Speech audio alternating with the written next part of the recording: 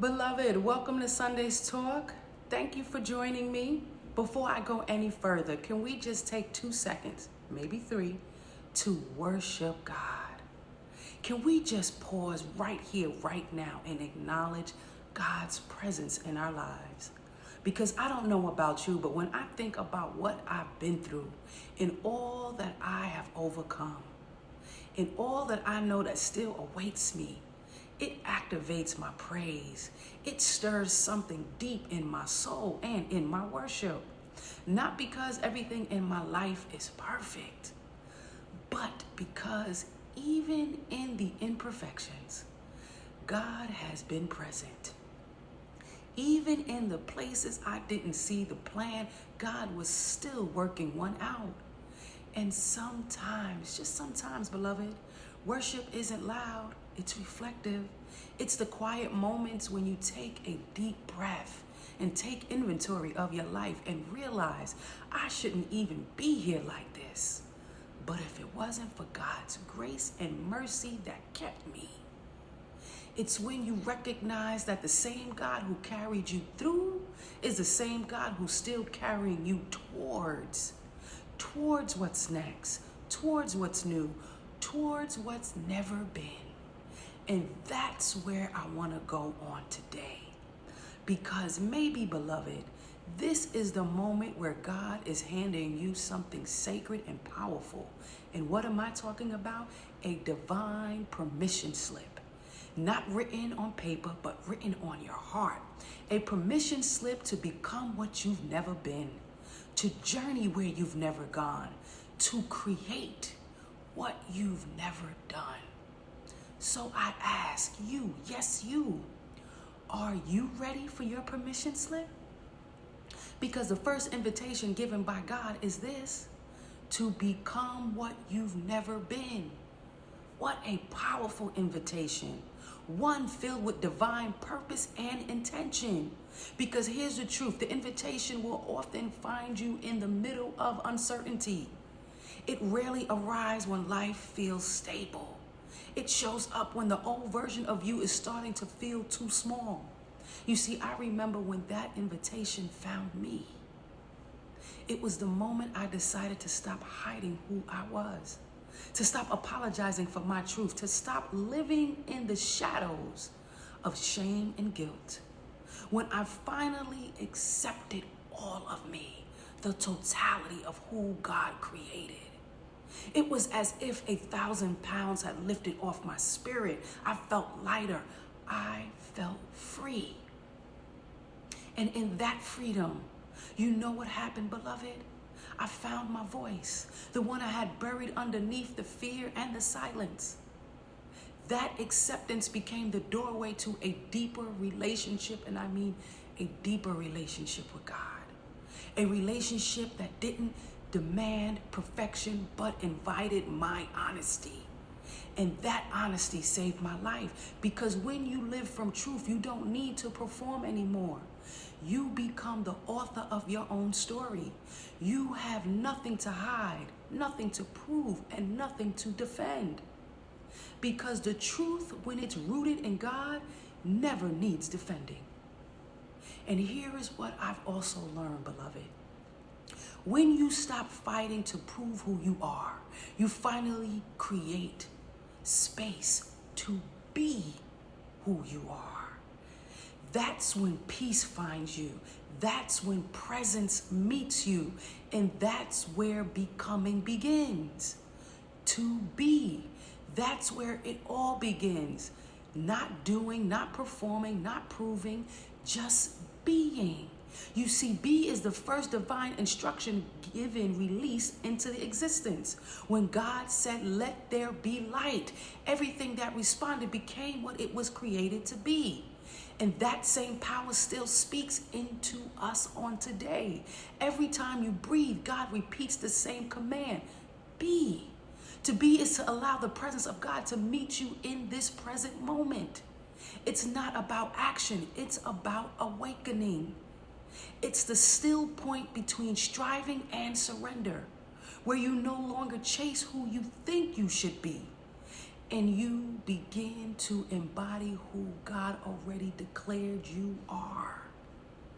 This is the soil, beloved, of transformation. When you stop asking for permission to exist and start agreeing with the breath that already called you good. Then comes the word what. You see, what pulls you into intention? It asks, what are you revealing? What truth is manifesting through your being? Because your what isn't what you do. It's what you reveal about God through your being. What you do will always flow from what you are. I'll say that again. What you do will always flow from what you are. So when you walk in love, you reveal divine compassion. When you walk in integrity, you reveal divine consistency. And when you forgive, you reveal divine mercy. So what is the mirror that reflects the Creator? And every healed part of you becomes another glimpse of the divine. And then we arrive at the word I. You see, I is sacred, grounded in the center of decision. But every I inside of us doesn't always agree.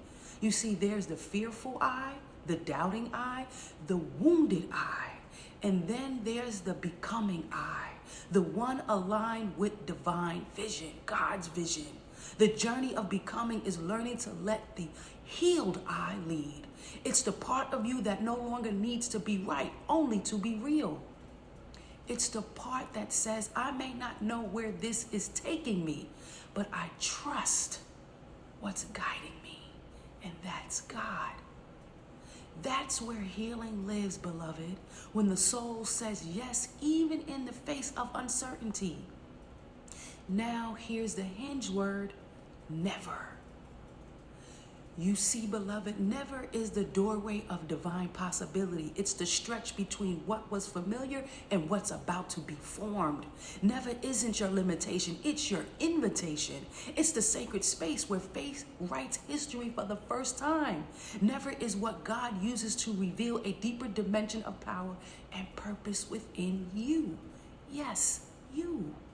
And finally, the last word of the invitation is been. To have been means something has existed, taking place, or become real. So to become what you've never been means to step into a version of yourself that your soul has always known, but your life has not yet expressed. Your soul remembers. It knows who you can be, what you're capable of, and what you secretly long for when the world gets quiet. Becoming is not about inventing something new. It's about aligning with what your spirit already believes is possible. It's about saying, God, may you awaken the parts of me that have always known I was meant for more. So, beloved, this first invitation on your permission slip to become what you've never been isn't about self-creation. It's about divine cooperation. It's not a demand to strive, but a call to surrender. It's as if God is whispering, there is more of me in you yet to be revealed.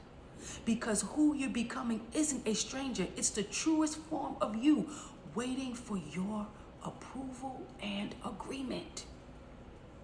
And maybe, just maybe, beloved, that's what becoming really is. The moment you stop performing for the world and start walking in partnership with God. But becoming is only the beginning, because once you awaken to who you are, you must then journey with that truth, to explore it, to heal within it, to travel through the parts of you that still need to be redeemed by love. And that is why the next offering by God unto you is the invitation to give yourself the permission to journey where you've never gone.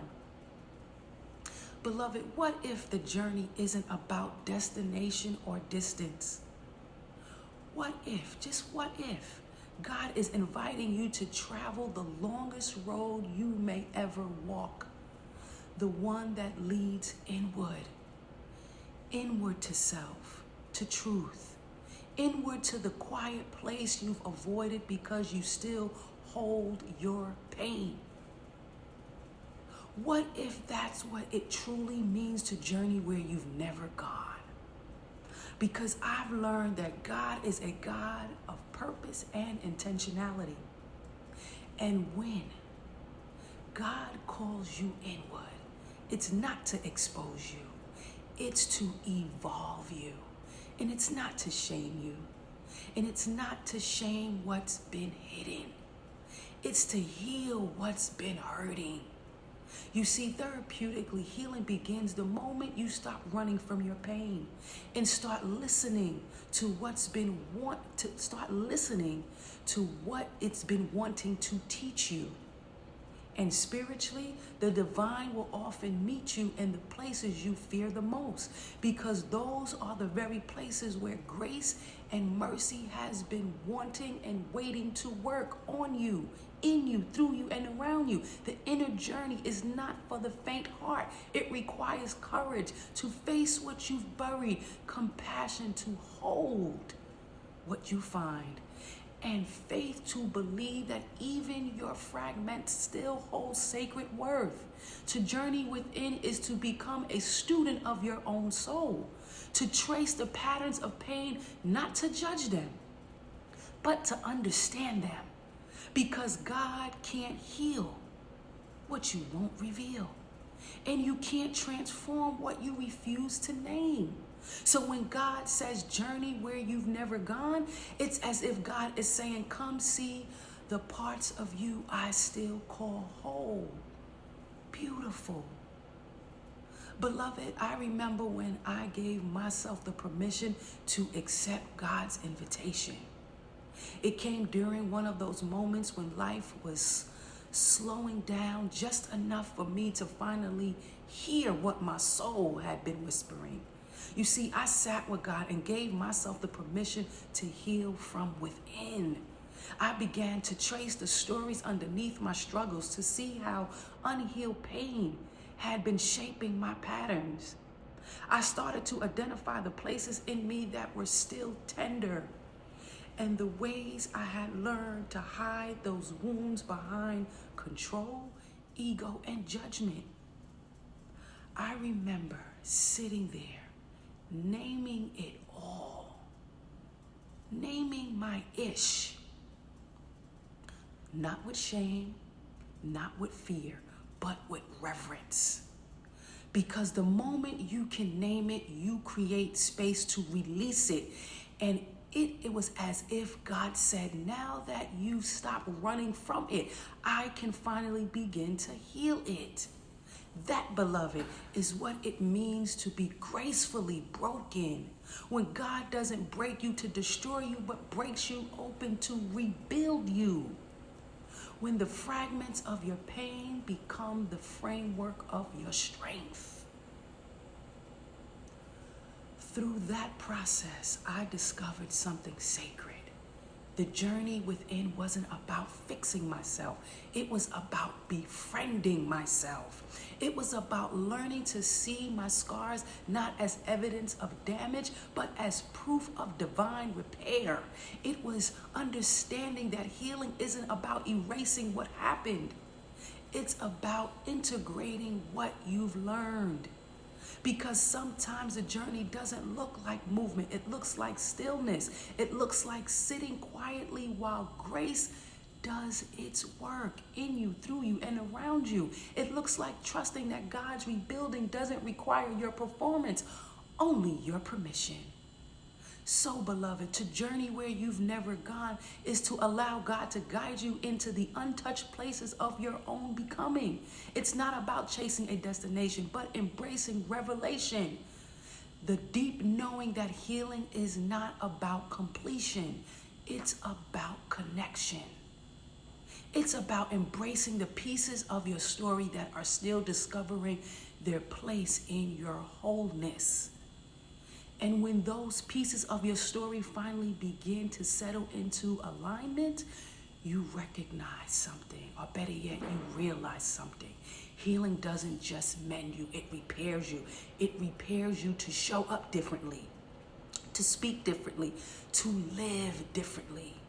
And eventually it prepares you to create. Because once God has taken you inward, God will always lead you outward into purpose, into expression, into becoming a vessel of what healed you. And beloved, this is where the next invitation awaits you. The permission to create what you've never done. Creation is the outward echo of inward healing. It's what happens when your transformation begins to take form. It's the moment your soul says, now let me show you what we've learned.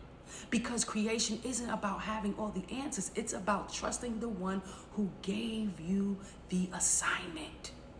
And that trust comes from within God. It's not about readiness. It's about willingness. It's not about perfection. It's about participation with God.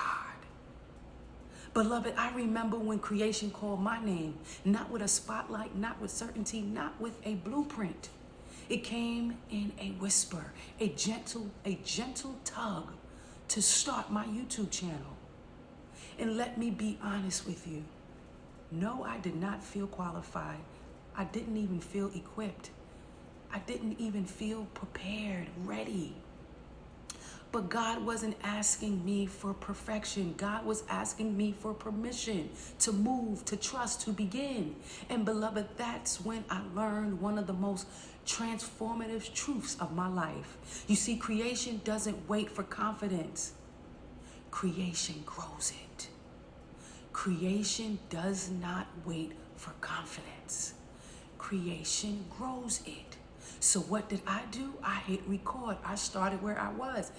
And as I created, God expanded me, redefined me. God revealed me.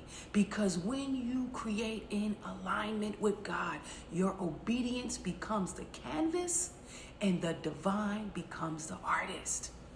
Creation becomes less about visibility and more about vulnerability, less about performance and more about purpose, less about the outcome and more about the offering. You see, in the therapeutic world, creation is the integration, the moment when your internal healing manifests externally. It's when your voice returns, when your courage resurfaces, when your presence matures, when your truth takes shape. It's the living proof that your journey inward has equipped you to show up outward in a fuller, more authentic way. And spiritually, creation is a sacred partnership. It is the moment you stop asking, will God use me? And begin declaring, God already has. It's when your healed places become highways of hope. And your yes becomes someone else's breakthrough. It's when your obedience plants seeds that you may never see bloom yet. God waters them anyway. Because creation is not about control. Creation is about surrender. It's the divine flowing through you to reach what only your voice, your story, your healing can reach. Beloved, I want you to give yourself the permission. Give yourself the permission to create without comparison, without fear, without apology. Create without needing to be understood.